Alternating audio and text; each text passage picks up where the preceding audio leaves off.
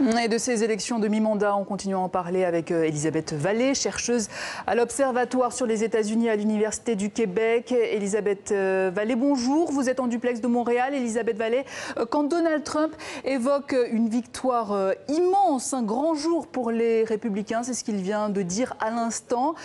Il n'a pas tout à fait raison, mais il n'a pas tout à fait tort non plus, hein. Non, ça n'est pas une victoire à proprement parler, loin s'en faut pour le Parti républicain.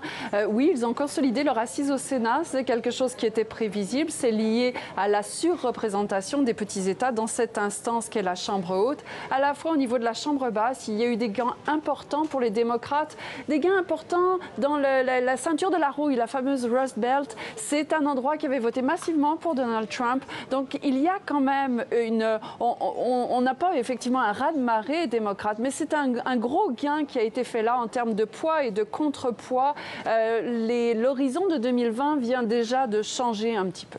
Qu'est-ce qui va changer alors en attendant 2020? Qu'est-ce qui va changer concrètement?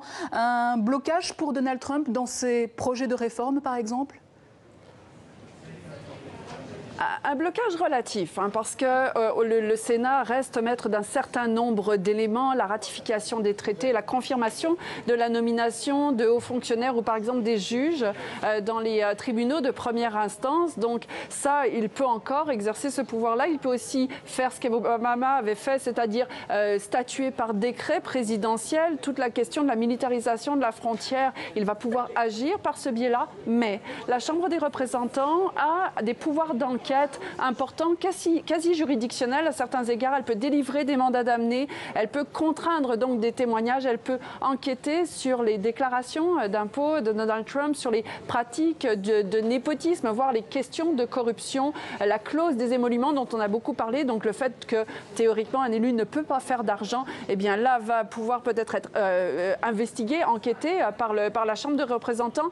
Donc on va peut-être avoir une plus grande exposition des dysfonctionnements, voire des malversations de cette administration. Ça va jouer un rôle important. N'oubliez pas, ces gens qui ont été élus sont en réélection dans 2 ans et donc ils ont vraiment intérêt à être actifs. Et justement, Barack Obama vient également de s'exprimer. Il dit que c'est un début, notre travail continue, avec une Nancy Pelosi également à la tête de la Chambre des représentants. Est-ce que les démocrates ont désormais ce pouvoir d'impeachment ?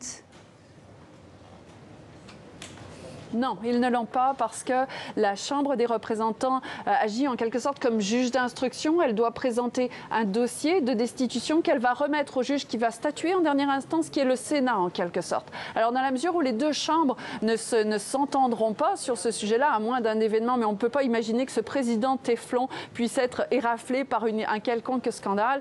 Donc la procédure d'impeachment n'aura pas lieu ni pour Trump, d'ailleurs, ni pour Kavanaugh, qui s'est peut-être parjuré en audition devant le comité juridictionnel du Sénat, mais on va avoir des enquêtes et c'est l'élément important. Il y a beaucoup de gens dans l'entourage de Donald Trump, sa famille, mais aussi ses conseillers qui sont mis en cause dans un certain nombre de sujets. Alors beaucoup de premières également au Congrès, des visages qui viennent pas forcément des arcanes du pouvoir, plus jeunes, plus féminins, issus des minorités. Est-ce le signe de cette volonté de renouvellement, notamment dans le camp démocrate, qui se cherche peut-être ? Oui, vous avez raison, le camp démocrate se cherche. Vous savez, le problème se situe au cœur des États-Unis, dans le Midwest, dans des endroits où les questions, par exemple du point de vue canadien, touchent les questions du lait, touchent les questions de l'acier.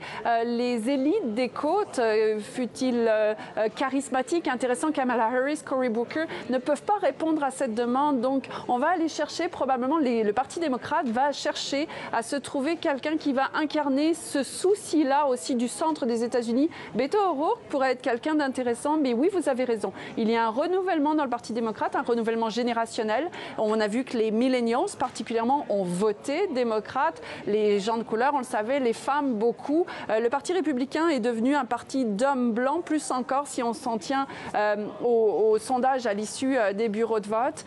Donc, on a ce renouvellement-là. Et puis, à la Chambre des représentants, le fait d'avoir beaucoup de femmes, d'avoir un autre type de représentation va probablement aussi changer la manière dont on interagit à l'intérieur de l'hémicycle. Vous savez, 100 femmes qui représentent un quart de cette chambre-là, dans le mode d'exercice du pouvoir, les recherches montrent ça, qu'il devrait y avoir un mode d'interaction différent.